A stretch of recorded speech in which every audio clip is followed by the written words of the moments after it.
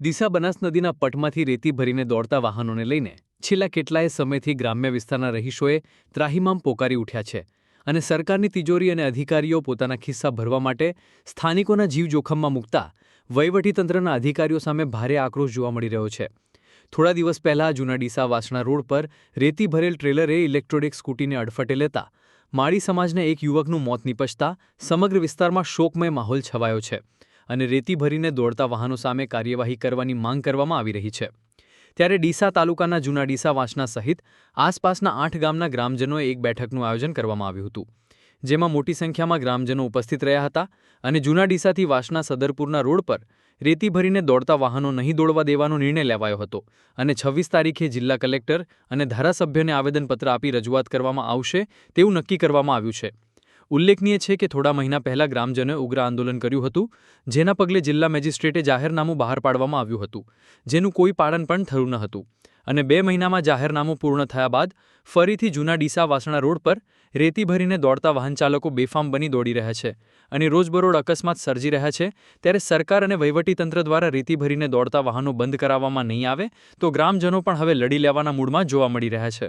ગત રાત્રિ દરમિયાન પણ રેતી ભરીને આવતા વાહનો અટકાવી પરત કરાયા હતા, જેનો વિડીયો પણ સોશિયલ મીડિયામાં વાયરલ થયો હતો।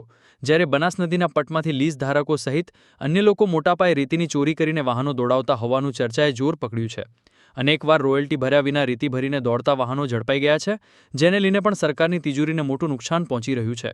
ખાણ ખનીજ વિભાગના અધિકારીઓ સહિત સ્થાનિક વહીવટીતંત્રના અધિકારીઓ અને પોલીસના આશીર્વાદથી બેફામ રીતે રેતી ભરીને વાહનો રોડ પર દોડતા વાહનો નજરે પડી રહ્યા છે અને રોજબરોજ અકસ્માત સર્જી નિર્દોષ લોકો મોતને ભેટી રહ્યા છે તો કેટલાય લોકોને ગંભીર ઇજાઓ પહોંચી રહી છે। ત્યારે 8 ગામના ગ્રામજનોએ બેઠક યોજી જણાવ્યું હતું કે રેતી ભરીને દોડતા વાહનો નદીમાંથી રસ્તો બનાવીને નીકળે તો કોઈ વાંધો નથી, પરંતુ હવેથી જૂના ડીસા વાસણા રોડ પર એક પણ રેતી ભરેલ વાહનો નીકળવા દેવામાં નહીં આવે તેવી ચીમકી પણ ઉચ્ચારી છે। જૂના ડીસાથી જાંબડિયા જતા માર્ગ પર નવીન ડામર રોડ બનાવવાની કામગીરી હાથ ધરવામાં આવી છે, જેમાં કોન્ટ્રાક્ટર દ્વારા ચોમાસાની ઋતુમાં જૂનો રોડ ખોદી નાખતા ઠેર ઠેર ખાડાઓનું સામ્રાજ્ય ફેલાયું છે, જેને લઈને પણ રોજબરોજ અવરજવર કરતા વાહન ચાલકો પણ અકસ્માતનો ભોગ બની રહ્યા છે, જેને લઈને પણ સ્થાનિકોમાં ભારે આક્રોશ છવાયો છે। કોન્ટ્રાક્ટર દ્વારા ગોકળગતિ કામગીરી કરતા હોવાથી લોકોના જીવ જોખમમાં મૂકી રહ્યા છે। ત્યારે કોન્ટ્રાક્ટર દ્વારા ટેન્ડર નિયમોનું ખુલ્લેઆમ ઉલ્લંઘન કરતા હોય તેવું દેખાઈ રહ્યું છે, છતાં માર્ગ અને મકાન વિભાગ દ્વારા કોઈ જ કાર્યવાહી કરવામાં આવતી નથી, જેને લઈને પણ શંકા કુશંકા સેવાઈ રહી છે। ત્યારે તાત્કાલિક અસરથી નવીન રોડની કામગીરી જલ્દીથી પૂર્ણ કરવામાં આવે તેવી સ્થાનિકો દ્વારા માંગ કરવામાં આવી રહી છે। અહેવાલ વી.કે. ડાભા।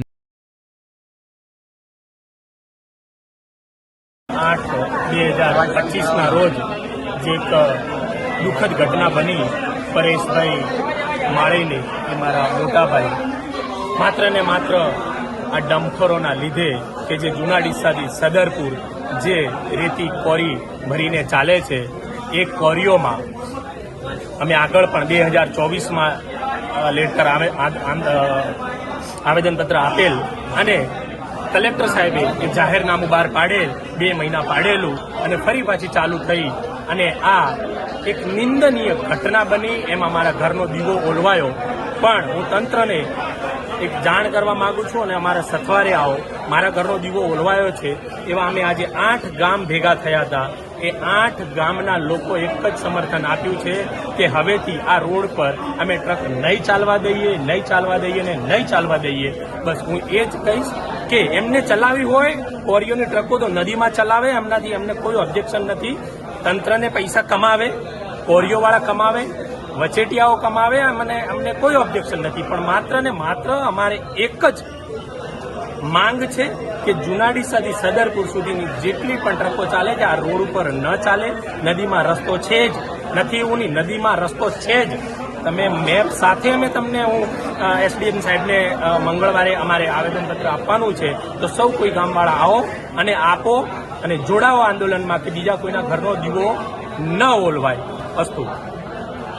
જૂના ડીસાથી લઈ અને સદરપુર સુધીની દરેક જનસમર્થન મળ્યું, જે ડમ્પરો ચાલે છે એ બંધ કરવા માટે અને આગળ આવી ઘટનાઓ ન બને તે માટે બહોળી સંખ્યામાં જનસમર્થન સાથે મળી અને અમે આંદોલન તરફ આગળ વધીએ છીએ અને મહેરબાની કરીને જે કોરી સંચાલનો છે એમને પણ કહીએ છીએ કે તમે રૂપિયા કમાઓ, અમને કંઈ વાંધો નથી, પણ તમે નદીની ભેખડે તમારો રસ્તો ચાલુ રાખો અને ત્યાં કરો, અમારા રોડ પર નહીં. જૂના ડિસ્સાથી લઈ અને સદરપુર સુધી નહીં. મહેરબાની કરી અને ક્વોરીવાળા પણ આ આંદોલનમાં અમને સમર્થન આપે એવી અમે દરેક ગામજનો એવી એમના જોડે પણ આશા રાખીએ છીએ અને સરકાર જોડે પણ. અને અહીંના જે અમારી પબ્લિક છે એના ઉપર પણ અમને પૂરો ભરોસો છે, અમારી સાથે છે, અમારે સરકાર પણ અમારી સાથે છે અને અમે એક જન આંદોલન તરફ આગળ વધી રહ્યા છીએ. ડમ્પરો બંધ કરવા માટે અમે જૂના ડીસા સદરપુરના બધા જ ગામજનો ભેગા થયા અને બહુ બહોળી સંખ્યામાં પધાર્યા. અમારી એક જ માંગ છે કે ડમ્પરો બંધ થવા જ જોઈએ, ડમ્પરો ચાલવા જ ના જોઈએ. અત્યારે ભરતભાઈનો ભય ગયો છે, ભરતભાઈનો ભય નથી, બધાનો જ ભય છે. એટલે ડમ્પરો ચાલવા જ ના જોઈએ. કોરીવાળા કોઈ વિરોધ નથી, કોરીવાળા એમની વ્યવસ્થા રસ્તાની વ્યવસ્થા કરી અને ચાલે, કોઈ તકલીફ નથી. તારીખ 26 તારીખે અમારે કલેક્ટરશ્રીને અને ધારાસભ્યને આવેદનપત્ર બી આપવા જવાનું છે. એટલે બહોળી સંખ્યામાં બધા પધારી અને આ ડમ્પરો આ રોડ બને કે ના બને, અમારે ડમ્પરો ચાલવા રોડ પર જોઈ જ નહીં.